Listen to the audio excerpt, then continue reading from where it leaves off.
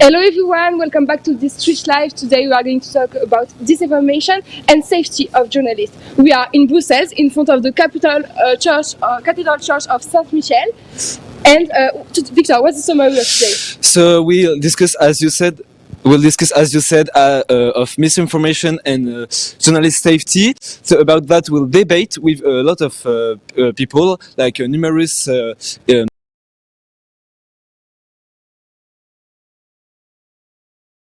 person who will answer this topic with students. We're here in Belgium, as you said earlier. What are you in? I'm eating Belgian fries. Delicious. The best in Europa. Okay, the best in Europa. As you can see, it's you want to go there if you want to go to Europe. Léa, you said the topic was the misinformation and journalist safety. So why are we talking about this now? Because we are in an era where information circulates quickly, often too quickly, and we often face ourselves to fake news, conspiracy theories, and even manipulation intentional. So we have to remind that there are journalists who take risk to inform us. So it's important to keep that in mind. And with that, in the program, we'll also see again Camille, which have a format called Inside Out. I don't know if you saw it, but it shows the backstage of the event. In the event, we will also ask students what are their thoughts, what they feel about the event, what did they learn about the conference and all that. And also we will have a special guest at the end, which will talk about his incredible job, and you will see it later on. We are approaching actually the place of the event. It's really cold out there. It's Belgium, I guess. But that's it. So, Léa, what are your thoughts on the event? Are you excited? I'm really excited to animate this debate. I think it's very important to talk about AI, which is the topic of this Agora European of Journalism. And what about you? Yes, I think it's really cool. They have a lot of European students, a lot of European professionals. We are visited by a lot of guests that are specialized in certain topics like AI and education, or all of these topics that include the 20th century. So we are approaching the event, as you can see by the walls, the mag space it's called. So we will see that in the event there is go ahead. There is a show, an exposure, an art exposure that's called AI, sorry, and Revolution, which is a play of words with evolution and revolution. And I'll talk about the little painting that are behind you. So this painting was created with the help of an association, and it really shows the journalism and misinformation that can just trap you inside a mousetrap. So yeah, it's really inspiring. I invite you to just look at these art paintings, and we'll join Léa in the set, which who is beginning to put in place all the aspects of the show. We'll be excited to see, I think. But Léa, you need to break a leg. Coupé.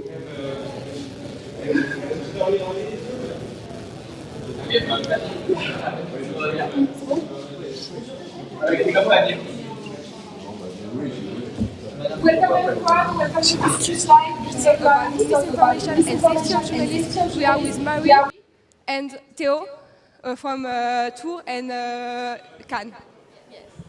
So today we will be our debate moderator, but we are also going to talk about something else. Yes, one of the big questions raised in this year's Agora for Journalism, European Agora for Journalism, is misinformation because it's one of the factors of violence against journalists. As Ricardo Gutierrez, the General Secretary of the European Federation of Journalists, said yesterday in a conference, nowadays journalists think that it is part of the job to be assaulted. In Ukraine, many journalists lack protection from the dangers of the battlefield and the bombing in some parts of the country. During the special evening last night dedicated to fixers and journalists in Ukraine, it was made clear that media workers suffered from the conflict as civilians, but they were also targeted because they are journalists and they work for the press.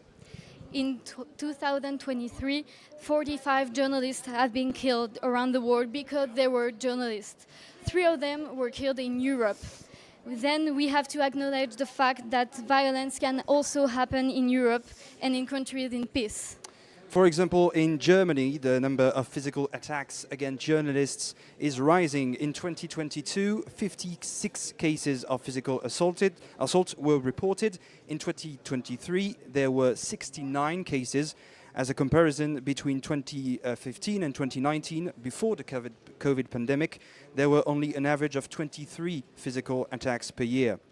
So, Mary, you with Jenny Chifende, you interviewed Emma Audrey, a French journalist who has been assaulted while working in France. Let's watch this. Mais on ne peut pas dire qu'en Europe, on a une liberté totale et qu'on se retrouve dans une zone où la liberté de la presse est respectée. Ce n'est pas le cas. Non. Pendant les dernières émeutes, des émeutes qui ont été d'une violence sans nom, des manifestants, enfin pas des manifestants, c'est des gens, tout simplement des jeunes qui ont cru. Bon, quelqu'un a dit c'est des policiers, donc ils sont venus à plusieurs avec des barres de fer. Et donc voilà, moi j'ai eu de la chance, j'avais encore mon casque sur la tête, donc il a été fondu en deux. J'ai fini avec une commotion cérébrale. Mon collègue, son casque n'était plus là et donc fatalement il s'est retrouvé avec une plaie ouverte sur le crâne assez importante. Donc ça s'est passé chez nous dans notre ville. Moi je venais de retourner d'Ukraine où on peut voir quand même des choses assez terribles aussi. Pas seulement en zone de guerre qu'on peut avoir ce genre de situation. Le plus souvent, c'est quand même chez soi, à 2 mètres du domicile. Je parle même pas des pavés qui peuvent arriver sur nous, la caméra qui est cassée, des insultes, des crachats. Je me suis retrouvé aussi matraqué à terre par des policiers. Même si on dit on est forte, on est habitué, on a de l'expérience. On est formé même pour aller en zone difficile. Malgré tout, le traumatisme est là. J'ai un collègue qui se retrouvait avec ce qu'on appelle en anglais PTSD. En regardant juste les lumières de Noël, les lumières qui étaient un peu posées dans des arbres, dans une place. Et il me dit, chaque fois j'ai un choc quand je les vois parce que j'ai l'impression que c'est les tirs de lacrymo. Vous savez, à titre personnel, moi, ce qui me choque, c'est quand il y a des tests d'alarme dans une ville, les fameuses alarmes qui sonnent, voilà, c'est très ressemblant aux alarmes de bombardement, enfin d'annonce. We're back on set with our new guest, Manar Rashfani. You are a Syrian journalist in exile in France. Can you explain us a bit more about your journey? Yeah, of course. As you mentioned, first of all, thank you so much for having me. As you mentioned, I'm a Syrian journalist. I arrived in France 3 years ago, but I came from Jordan, where I spent most of my life. I used to work in Jordan as a journalist. Unfortunately, suddenly, me and my team, where I used to be the editor-in-chief of a website called Syria Direct, became like the target of the Jordanian authorities, and the Jordanian authorities insisted that we became a threat to the national security of Jordan. And of course, this is not true. It was driven, such accusation was driven by political agenda related to regional changes. So me and my team had to leave to France 3 years ago, exactly in 2021. And how were you accompanied with the organization? How did you do it? How did you come to France? Actually, it's okay, I can use my mic. When we had this problem with the Jordanian authorities, we approached the French embassy in Jordan, and they were extremely helpful, especially maybe the audience don't know about this Visa Day, French visa for journalists, artists, and maybe other people who are facing risk. So we managed to get this visa and to leave safely to France. At the same time, I have to mention that luckily, since our arrival, me and my team, actually we were treated in a very respectful way. For example, we were talking before this interview. For example, Reporters Without Borders provided us with the plane ticket, and also while we are going through the system for obtaining the refugee status, Reporters Without Borders also provided us with supporting letters. So far, I cannot complain, actually. I feel extremely lucky comparing to many journalists in the region, in the Middle East in general, and also because of the treatment we received so far in this country. And do you think, because you say that you feel privileged compared to other journalists, do you think that this support from Reporters Without Borders really helped your case for the visa? Or do you think that because you're Syrian in Jordan with the embassy, it would have maybe took longer, but you would have obtained the visa no matter what? Yeah, of course, maybe Syria Direct team had an exceptional situation because we were cooperating, receiving funds from the French embassy. So we were known to the French embassy. But at the same time, Reporters Without Borders, actually, for other journalists, they play a crucial role.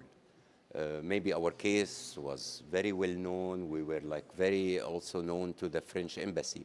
But in many cases, Reporters Without Borders could help, and actually they are helping many independent journalists by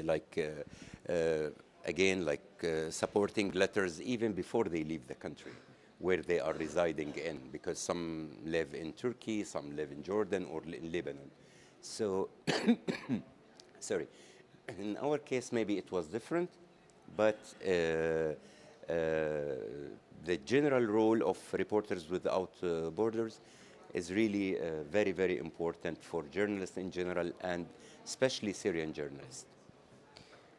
Thank you for sharing your story about this. Speaking of Reporters Without Borders, we are going to listen to Thibaut Brutin, who is the president of Reporters Without Borders, who will explain how media criticism can be dangerous. La critique des médias est devenue aujourd'hui un véhicule de la culture populaire. Tout le monde déteste les journalistes, au fond. Tout le monde a quelque chose à redire sur leur comportement. Après tout, il faut l'accepter, être journaliste, c'est un activité publique. Mais tout ça est parfois un grand marasme, un grand mélange. C'est pour ça qu'on parlait tout à l'heure de rappeler la chaîne de valeur du journaliste, c'est vraiment important. Et ça se nourrit aussi, et ça c'est important, cette défiance journaliste, de la confusion qui est entretenue par tous ceux qui désinforment, par des décideurs publics qui utilisent les médias à la fois parce qu'ils considèrent que les médias devraient être à leur service, mais aussi ils jouent contre les médias sciemment.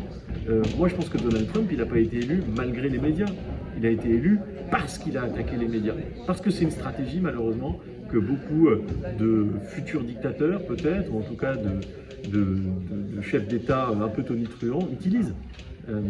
Et ça, c'est quelque chose qui est profondément inquiétant, parce que quand vous avez quelqu'un qui est président des États-Unis qui dit les journalistes, je les mettrai en prison, ou ce sont des chiens, ou si jamais il y a un prochain attentat, ce qu'il a réellement dit, s'il y a un prochain attentat, j'espère que les journalistes qui sont devant moi prendront la balle parce qu'ils feront un formidable bouclier humain.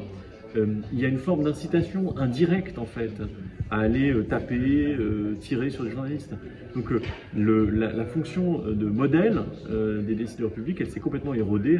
Il faut. Joining us now for our debate is Douad Khattab. Welcome, sir. Thank you. You're an American and Palestinian journalist. Yes. Yes, you won several international awards, including a 1996 International Freedom Press Award. What are the main types of threats that journalists face in conflict zones?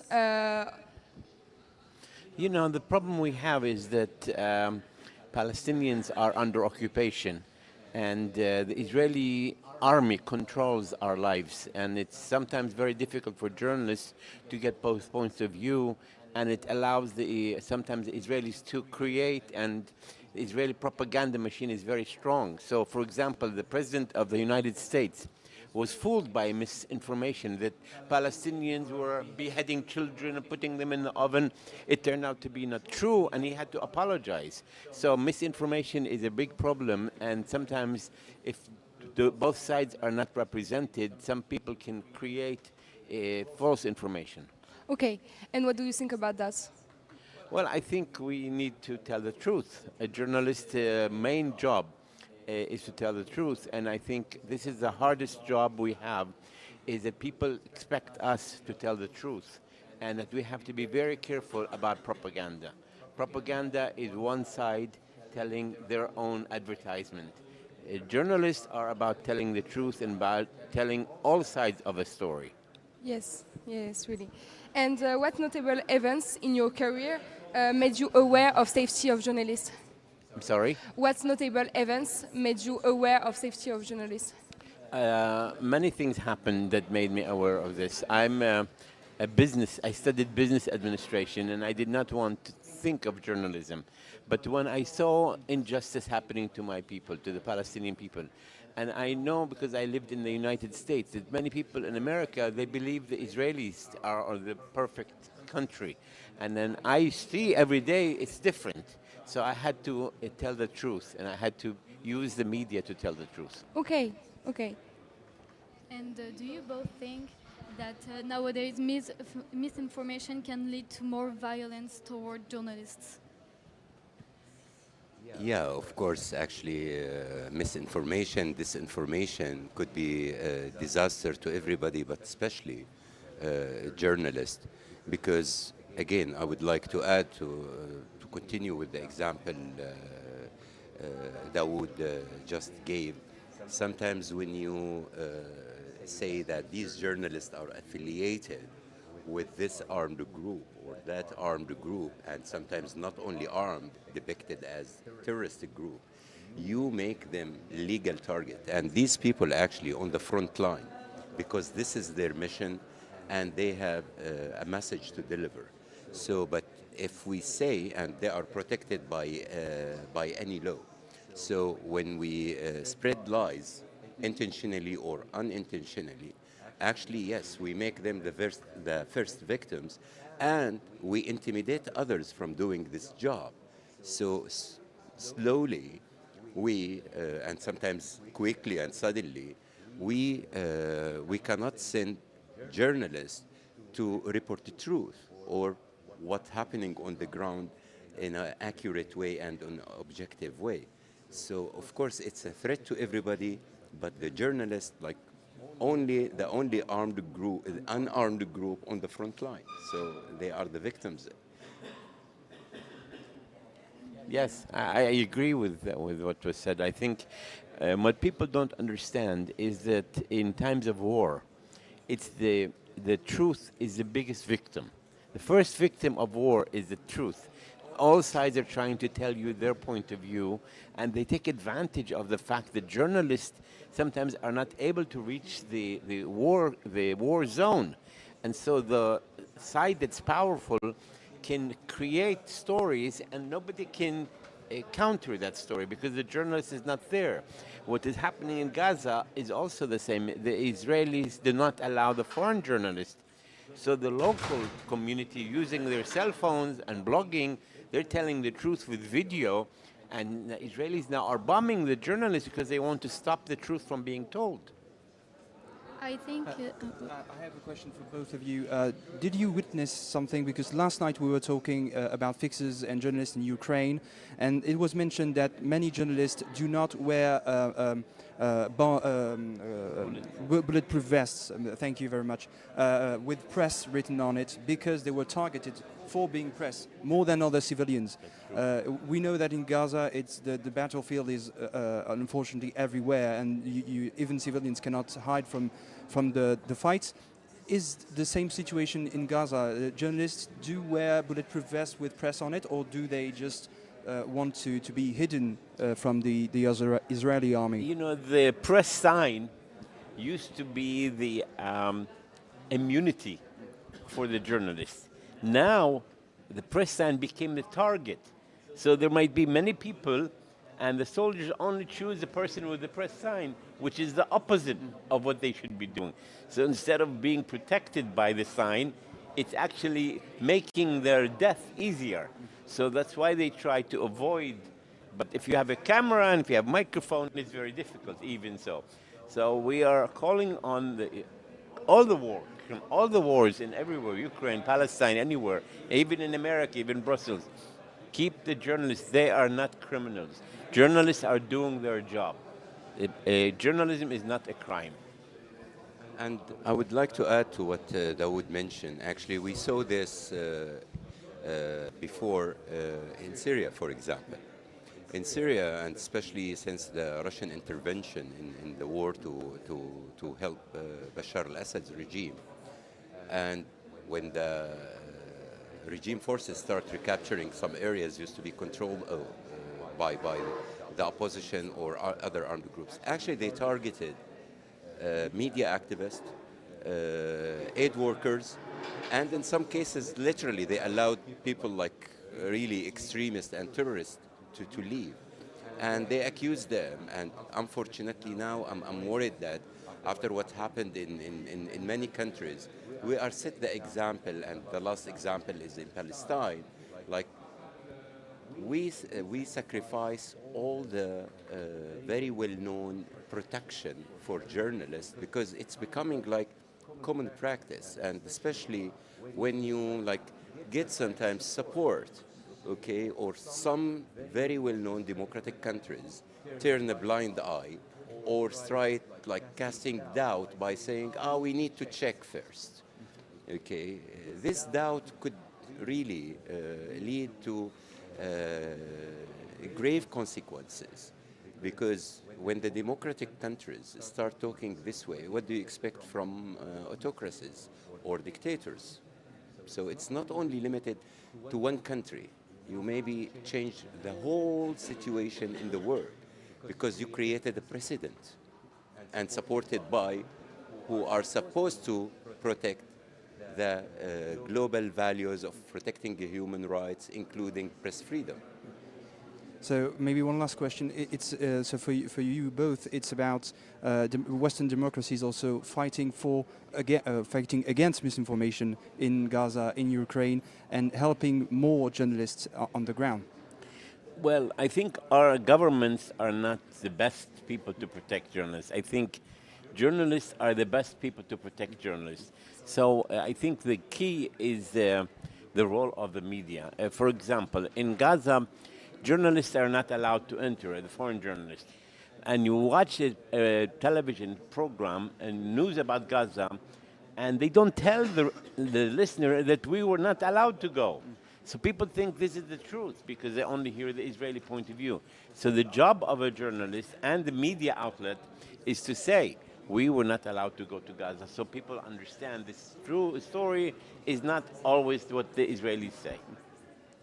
Yeah, of course, I completely agree. If we are talking about the trust and misinformation, disinformation, because even professional media now fighting back to keep the trust that it used to the people used to have in this professional media. So they need to again to keep in mind that even to accept the pressure, okay, and to sacrifice like objectivity and the truthness, during this period of time, it will last for a longer time because people sooner or later will discover the truth. And now we are, to be honest, we are seeing some really giant media outlets trying, because they understood that they're going to lose more on the long term, to gain back objectivity and to be more cautious about what they see and what they report. Thank you so much for this debate. It was very interesting. Thank you to come to this Twitch live. Thank you. Do you have things to say to the chat? Done? No. Perfect. Super live. So perfect. Okay. Thank you so much. Thank you. It was an honor to be with you. Thank you. Thank you. And this is Magneto. C'est Camille. Camille.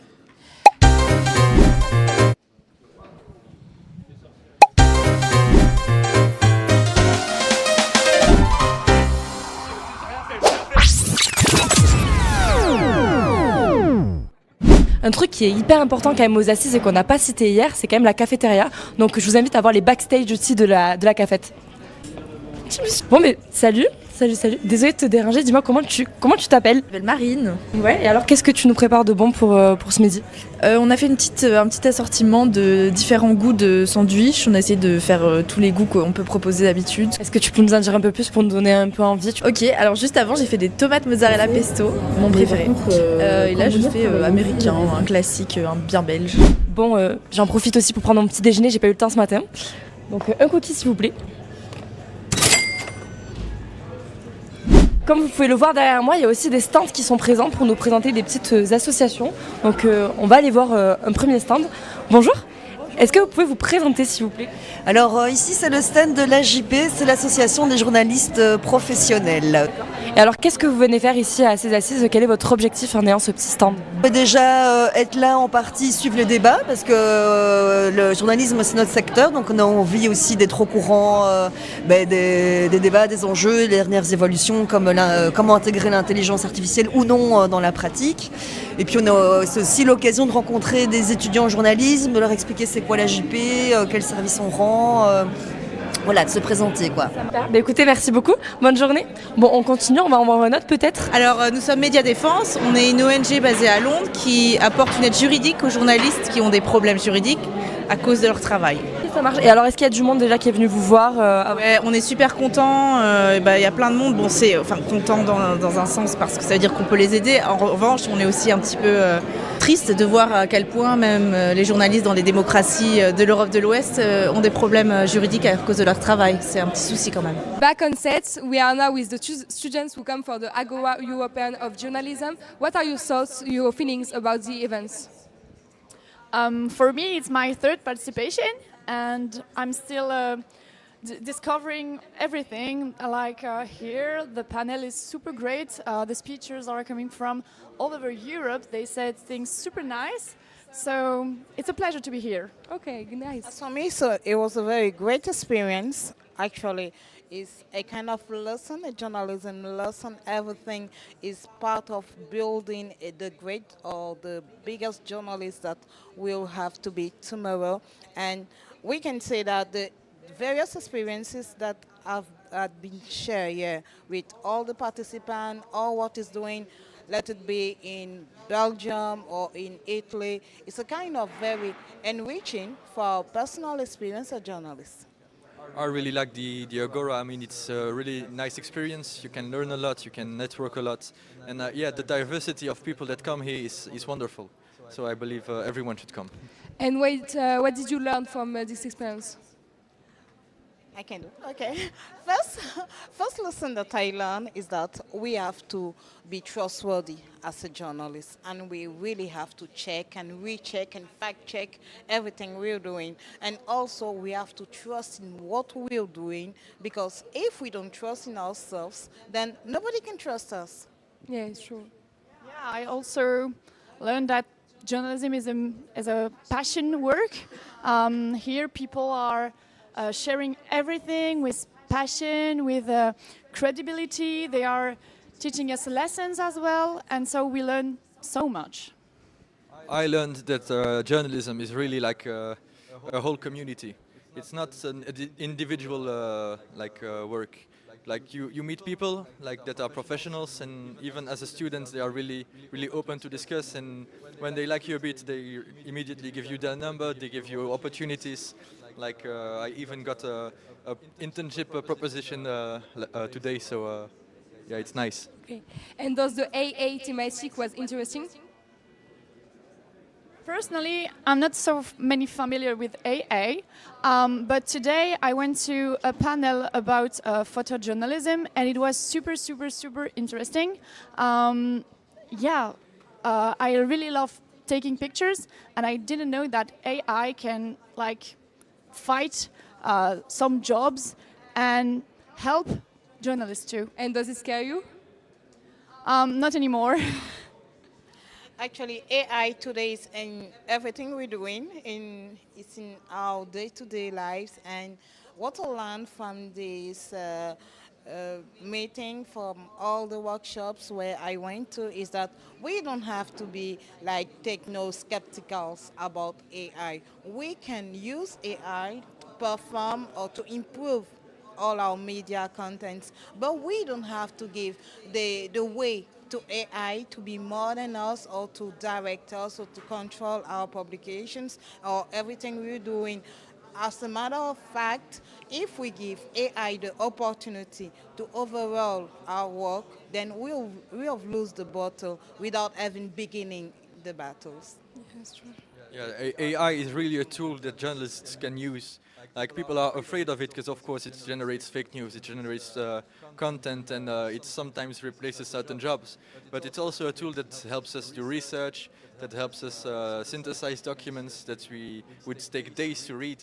So yeah, I think it's important to value the potential of AI in order to grow with it and not be overpowered by it. So you're not scared to be replaced by AI? I am personally not scared to be replaced by AI. I think that if you take time to learn about how the AI functions, it can really boost you. And I think the people that are skeptical and don't want to use it will eventually lose their job, because they will be outperformed by the others that took time to prepare themselves for that transition. Okay, thank you so much, guys. Thank you. Thank you. So, let's go.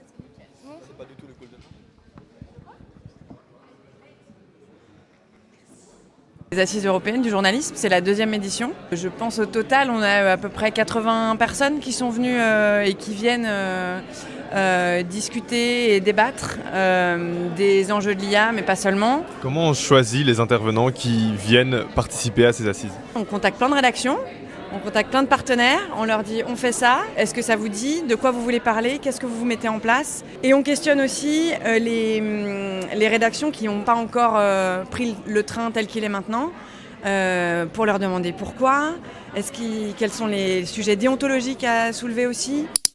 Aujourd'hui, en 2024, quand Clotilde elle choisit les intervenants qui vont participer à ces assises du journalisme, elle doit évidemment faire attention à respecter la parité entre les hommes et les femmes. Elle va nous l'expliquer juste après. Ouais, là, oui. Je fais mes petites statistiques et juste sur la programmation des intervenants, on a en gros un ratio qui est de 60-40, 60% de femmes et 40% d'hommes.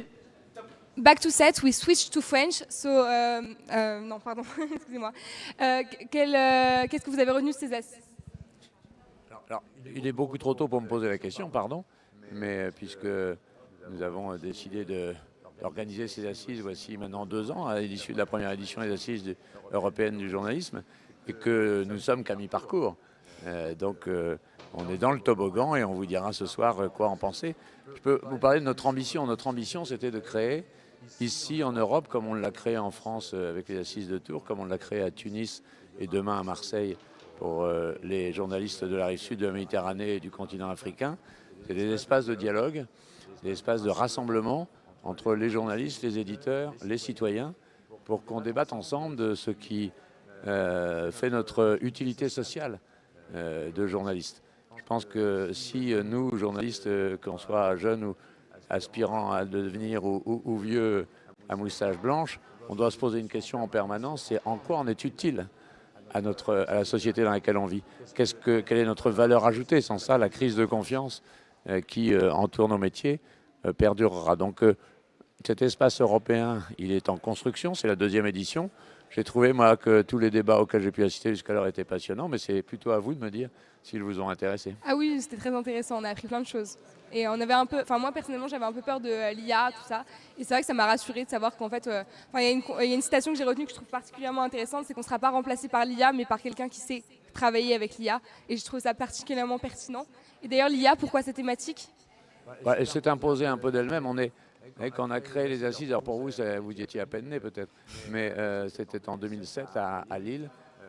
Facebook n'existait pas, Twitter n'existait pas. Okay. Et c'est une révolution de l'ordre de la même nature que l'invention du feu, pour moi, qui a bouleversé complètement le rôle du journaliste. Avant, le journaliste, c'était celui qui détenait l'information et qui pouvait la distribuer aux citoyens. Tout d'un coup, le citoyen avait les moyens de dire « moi, je pense ceci » et de le dire au monde sans passer par les journalistes.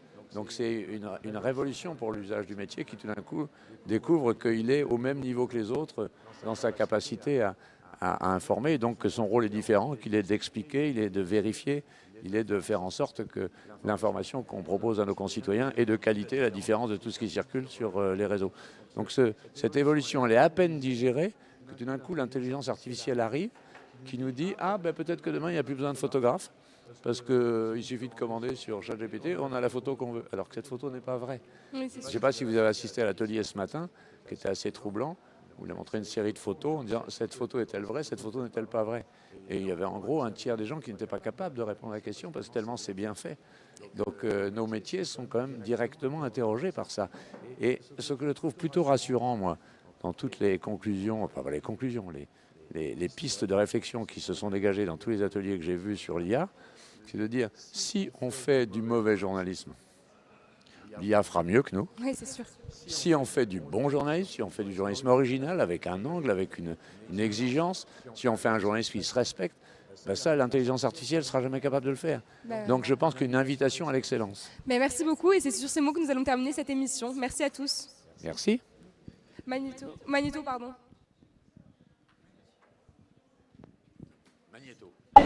Camille, prends ton casque pour l'interprétation parce que ton anglais... C'est vrai. Bonjour. Bonjour. On fait un petit casque. Oui, tu sais comment ça marche? Mais non, je sais pas comment ça marche. Alors donc un c'est français, 2 c'est anglais. Voilà, vous switchez ici. Mais du coup français parce que... Français. Faut le mettre dans sa voilà. poche, sinon ça fonctionne pas. Sinon, Ça marche. Merci beaucoup. Merci. Ça sera mieux, ça sera mieux.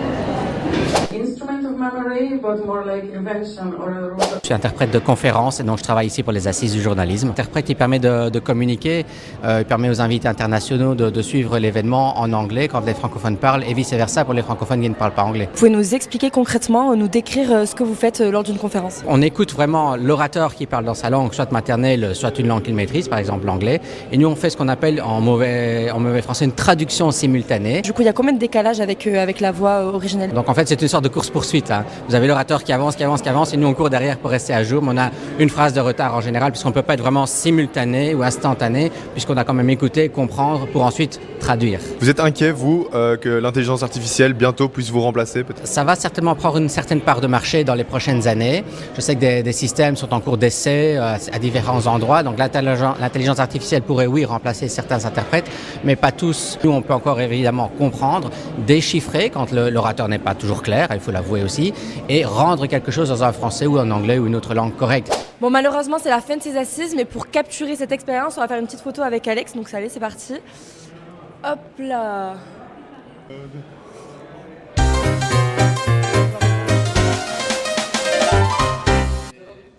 Désolée pour le petit couac, c'est la fin de cette émission qui clôture la fin des assises du journalisme. J'invite tout le monde à me rejoindre. Donc Camille, Alex, Marie, Delphine, Théo, Victor, Paul, Amélie, Mathéo, Axel, Jacques, et Magali. Il y a trop de bateaux. Et pardon. On va tous rentrer les... On va jamais rentrer. Allez, faites du bruit,